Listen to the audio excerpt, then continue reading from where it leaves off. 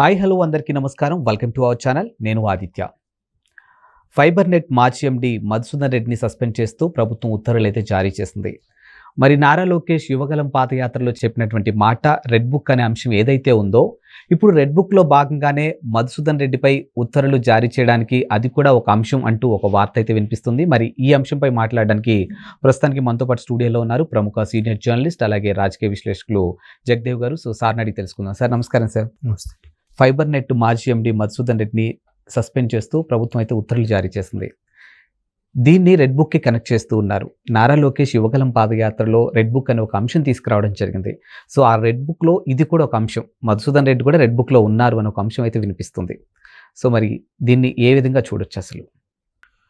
Red book అంశము అని అంటున్నారు, కానీ నిజంగా రెడ్ బుక్ అంశము అయినా అయిండొచ్చు, లేదా ఒకసారి వెనక్కి వెళ్ళి చూస్తే ఇంకా మరి ప్రతి శాఖలోనూ నాయకులు, తద్వారా దానికి సంబంధించిన అధికారులు, ఉన్నతాధికారులు, సివిల్ సర్వెంట్స్, గ్రూప్ 1 ఆఫీసర్లు, ఇట్లా చాలామంది ఉన్నారు కదా. ఒక్కొక్కరుగా చట్టపరంగా వెళ్తుంటేనే రోజుకొకరు 2 రోజుకొకరు బయటకు వస్తూనే ఉన్నారు.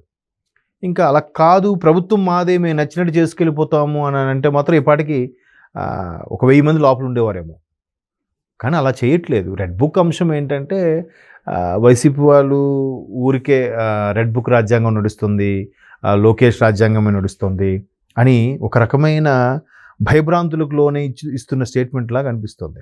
ఇప్పుడు మధుసూదన్ రెడ్డి గారు వ్యవహారం తీసుకుంటే ఆయన ఫైబర్ నెట్ సంబంధించి ఎండీగా ఉండేవారు కాబట్టి, అప్పుడు బాబు గారి హయాంలోనే ఫైబర్ నెట్కి సంబంధించి రాష్ట్రంలో ఒక రాష్ట్ర ప్రభుత్వం తరపున ఫైబర్ నెట్ స్టార్ట్ చేసి, తద్వారా 200 రూపాయలకు 250 రూపాయలకు ఇంటర్నెట్, కేబుల్ కనెక్షను, ఇవన్నీ తక్కువ ధరలకి అన్ని ఛానల్స్ వచ్చేలాగా. ఒకప్పుడు కేబుల్ కనెక్షన్ ఉండేవి కదండి ఊర్లలో, అట్లాగా ఈ డిటిహెచ్లు రాని రోజుల్లో అట్లా తక్కువ ధరకే చేయాలనే ఒక ప్రపోజల్, ఇవన్నీ ఉంటే దానికి ఆయనకు అనుకూలంగా ఉన్న వాళ్ళకి వేసుకోవడం, ఆ అనుకూలంగా ఉన్న వాళ్ళకే ఇచ్చుకోవడం, అట్లాంటివి కొన్ని చేశారని ఆరోపణలు ఉన్నాయి.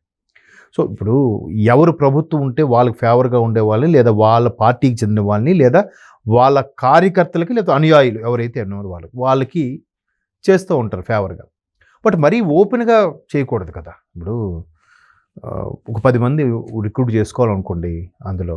సో పార్టీకి సంబంధించిన వాళ్ళని ఒక 6 లేదా 5 కన్నా లోపలే వాళ్ళకి పరీక్షలతోనో లేదా దేనితోనో సంబంధం లేకుండా ఏదో రికమెండ్ చేసుకోవాలి. మిగతా 5-6 ఉన్న పోస్టులకి కొంచెం ఓపెన్గా వెళ్ళాలిగా. లేదు మీకు ఓపెన్గానే అన్నీ చేస్తున్నాం, ఇందులో మెరిట్ ప్రకారం తీసుకున్నాం అన్నట్టు ఉండాలి. మరీ మొత్తం ఓపెన్ అయిపోయి మేము 10 మందికి కూడా వీళ్ళకి ఇస్తాం, మీరు అప్లై చేసుకోవడం కానీ మీకు రావు, అంత నిక్కచ్చిగా ఎలా చెప్తారు? గత ప్రభుత్వంలో అది జరిగింది. నిక్కచ్చిగా ఎవ్వడు మనల్ని ఆపేది లేదు. 30 ఏళ్ళు జగన్మోహన్ రెడ్డి సీఎం, మనం ఏం చెప్తే అదే. ఏ అధికారి మాట్లాడి ఏ పోలీసుడు మాట్లాడడానికి వీలు లేదు. ఇదే ఉన్నారు. దీంతో చాలామంది భయపడిపోయారు, బయటికి ఓపెన్ అవ్వలేక, చెప్పుకోలేక. ఏమంటే ఎవడి మీద ఏ కేసులు వస్తాయో, ఎవడిని ఇప్పుడు లోపల తోస్తారో, అట్లా రకరకాల భయాలు. ఎందుకంటే మళ్ళీ నేను చాలా సందర్భాలు చెప్పాను, డాక్టర్ సుధాకర్ గారి అంశమే చాలామంది గుర్తెచ్చుకొని కూడా భయపడిన సందర్భాలు ఉన్నాయి. అందులో గవర్నమెంట్ ఎంప్లాయీస్ మరీ భయపడిపోయారు.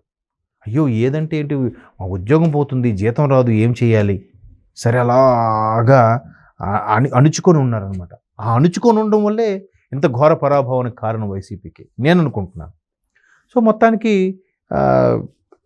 ఏదైతే ఒక్కొక్కటి అంశము తెర మీదకి వస్తుందో, ఇదన్నీ కూడా రెడ్ బుక్ ద్వారానే, రెడ్ బుక్లో ఏదైతే లోకేష్ గారు మీరు అన్నట్టు యువగలం పాదయాత్రలో వెళ్ళినప్పుడు ఎక్కడెక్కడైతే ఇష్యూస్ వచ్చాయో అవన్నీ నోట్ చేసుకున్నారు అని చెప్తున్నా. ఆయన వచ్చిన ఇష్యూస్ నోట్ చేసుకొని కూడా చేస్తున్నారు, సాల్వ్ చేస్తున్నారు కదా. యువగలం పాదయాత్రలో ఒక ఆవిడకి ఇల్లు లేదన్నా చాలా ఇబ్బంది పడుతున్నాము, నేను ఒక్కదాన్నే అంటే ఆమెకి గవర్నమెంట్ రాగానే ఇల్లు ఇప్పించారు.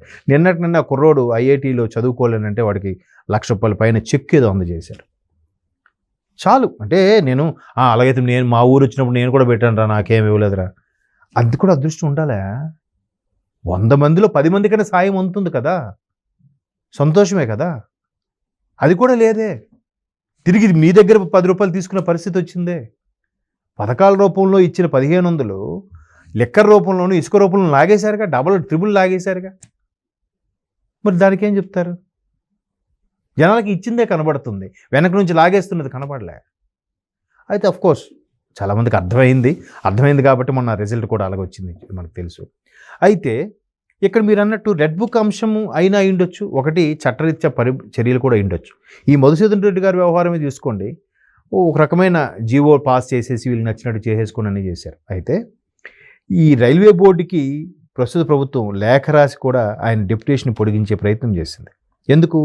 ఎక్కడ డెప్యుటేషన్ మీద ఎక్కడ ఉంటే ఆయనకి మనం ఏమి మళ్ళీ చర్యలు తీసుకున్నా ఉంటుంది, ఆయన మళ్ళీ ఆ బోర్డుకి వెళ్ళిపోయారు అనుకోండి, తీసుకోవడం అవ్వదు.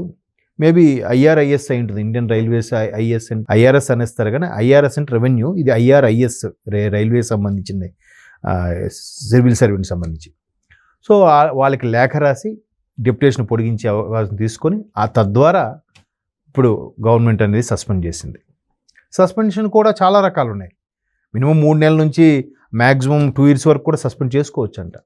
మరి లాస్ట్ టైం ఏబి వెంకటేశ్వర గారు డీజీపీ అవ్వాల్సిన వ్యక్తి గవర్నమెంట్ అలాగే చేసిందిగా గత ప్రభుత్వం.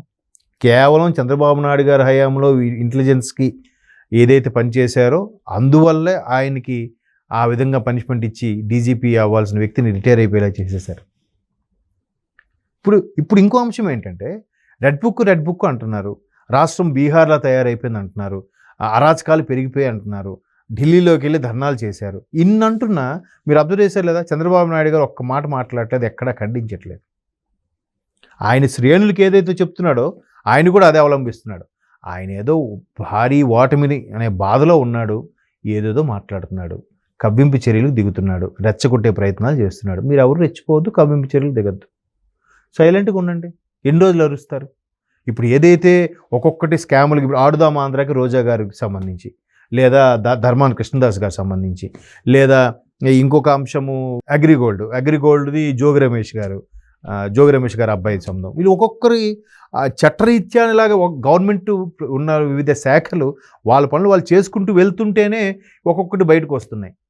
నిజంగా రెడ్ బుక్ని బేస్ అయితే ఇన్ని చేయక్కర్లే, ఇప్పటికీ అందరూ లోపల ఉండేవాళ్ళేమో.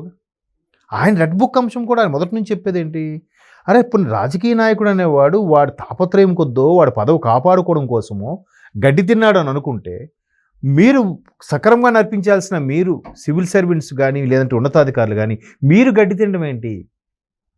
మీరు చక్కగా ఉండాలి కదా, మీరు కదా వాళ్ళు ఒకవేళ తప్పుదాలు బట్టి నిలబెట్టాల్సింది నడిపించాల్సింది మీరు కదా, మీరే ఇలా చేస్తే అలా వ్యవస్థ ఏమైపోద్ది.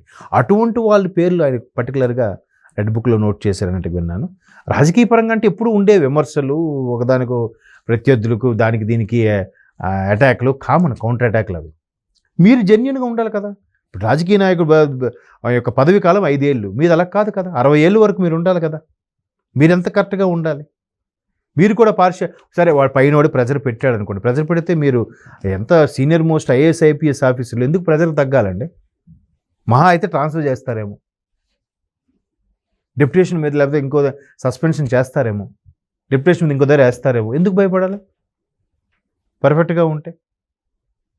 సో అందుకు ఒక రకమైన భయభ్రాంతులకు లోనయ్యి ఇట్లాంటి అరెస్టులు ఏవైతే జెన్యూన్గా చట్టపరంగా వెళ్తుండేని భయపడుతున్నారు, దాన్ని రెడ్ బుక్ అంశంగా చూస్తున్నారు. అంటే తప్పు చేసేవాడికి శిక్ష వేస్తే కక్ష సాధింపంట, చేయకపోతే మనమే గ్రేటర్ అనుకుని కాలర్ ఎగరేసి తిరిగే పరిస్థితులు కూడా వస్తున్నాయి. సో శిక్ష పడాలి, పడితేనే నెక్స్ట్ ఇంకో 10 మంది భయపడతారు. లేదంటే ఇన్ని చూసి మరో 10 మంది వస్తారే మనకేం కాదురా తప్పించుకుందాంరా అని. సో చూద్దాం, ఇంకా రెడ్ బుక్ అంశమా లేదా శాఖాపరంగా వచ్చే చర్యలు ఇవన్నీ కూడా ఇంకెన్ని వస్తాయో let us wait and see.